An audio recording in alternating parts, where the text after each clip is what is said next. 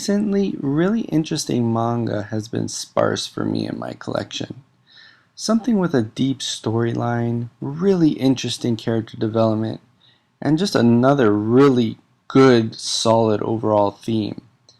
Those seem to be really hard to find in manga these days. Pluto is the savior of my troubles.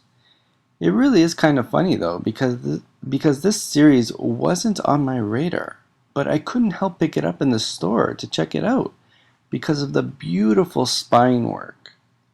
Needless to say, I was shocked when I was skimming through the first volume, and it became high on my list of manga to purchase for a while.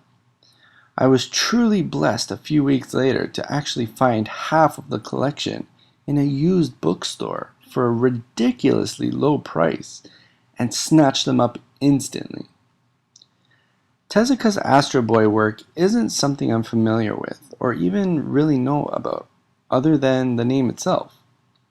I have no memories of seeing or watching anything about that series, so when I read that this was a re-imaging of Astro Boy, it made no difference to me.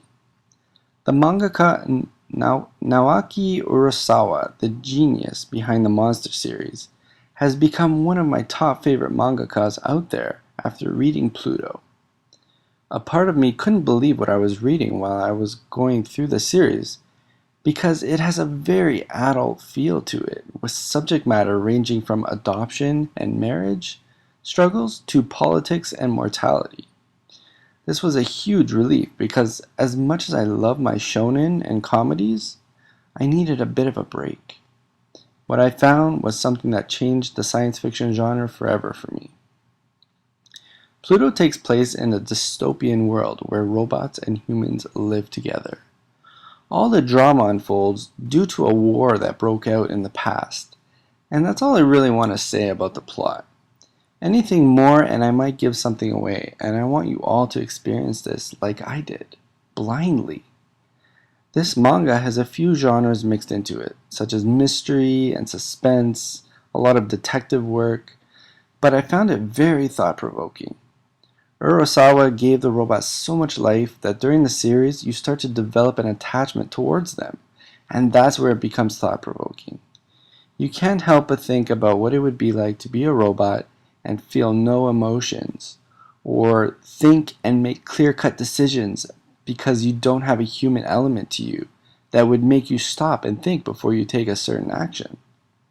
The series also pushes the boundaries of human ethics and how far we're willing to technologically go before it becomes a hindrance to our very existence. Some say we're already at that point, but that's for another discussion. I think what impresses me even more is that the original mangaka, Tezuka, was able to create this world decades ago. Sure, maybe it wasn't as detailed in the storyline or the artwork was more traditional of Tezuka's work, but this was and is his world, and to create this is nothing short of genius.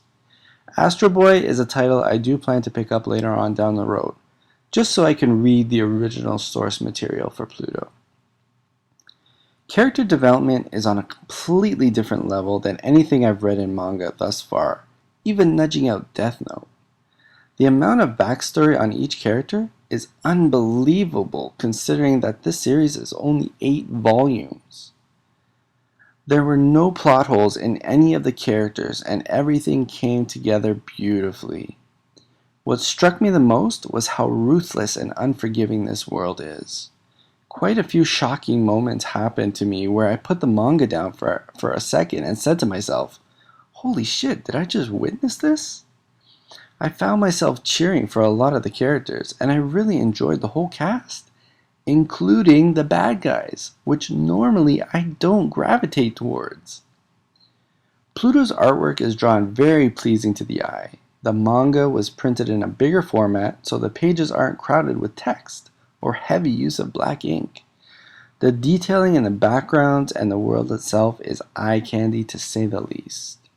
Oh, I almost forgot about the color pages that are also included in each volume at the beginning.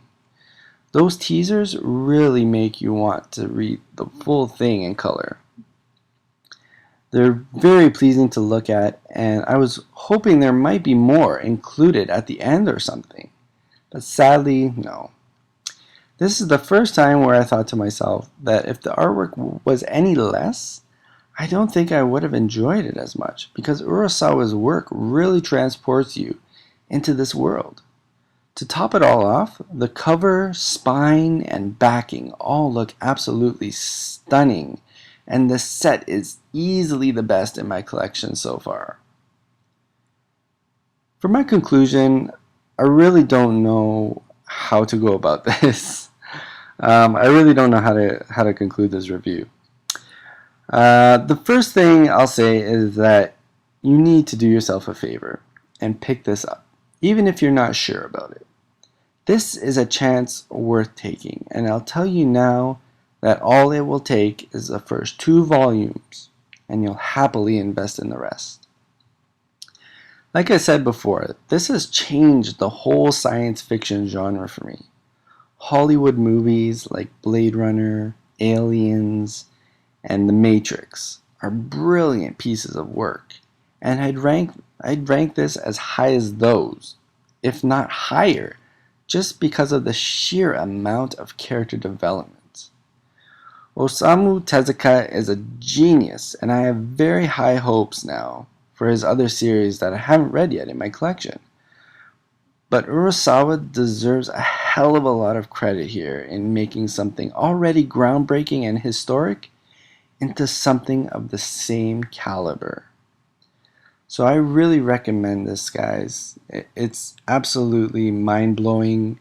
It's easily one of my top favorite mangas I have ever read to date. If you guys like mystery and all that kind of stuff, you guys are in for a really big treat. So thanks again for watching, guys, and I'll see you guys again really soon with another review. And if you guys enjoyed this, please hit the like button and subscribe. Thanks again, guys. Peace.